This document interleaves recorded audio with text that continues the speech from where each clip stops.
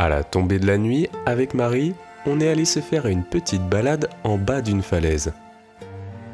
C'est alors qu'on a entendu des bruits très étranges.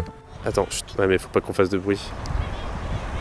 Franchement, les Bush Babies en Tanzanie c'était très flippant, mais là c'était vraiment what the fuck.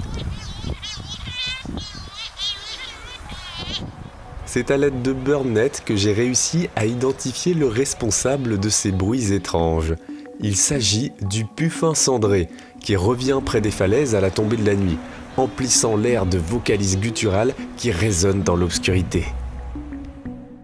Le puffin cendré, appelé cagaro localement, est un oiseau marin emblématique des Açores.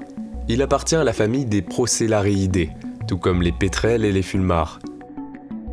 Avec une envergure pouvant atteindre 1,30 m, c'est un excellent planeur, exploitant les vents marins pour parcourir de longues distances avec un minimum d'effort.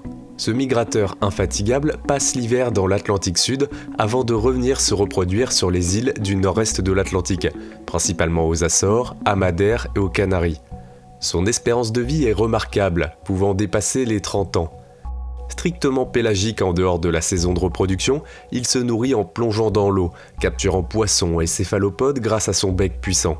Environ 75% de la population mondiale niche aux Açores, faisant de cet archipel un bastion essentiel pour l'espèce. Le petit souci actuellement, que rencontrent également beaucoup d'autres îles où il y a des oiseaux marins et des humains, c'est que les jeunes cagaros sont attirés par les lumières artificielles.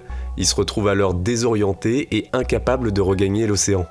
Pour y remédier, la campagne SOS Cagaro, lancée en 1995, mobilise chaque année des volontaires qui sillonnent les routes pour secourir ces naufragés.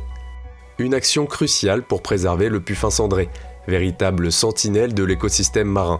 Je vous encourage d'ailleurs à aller visionner cette vidéo sur le sujet. Ces jeunes cagaros, encore en apprentissage des subtilités de la navigation céleste, se retrouvent désorientés, attirés par les artifices lumineux qui percent l'obscurité.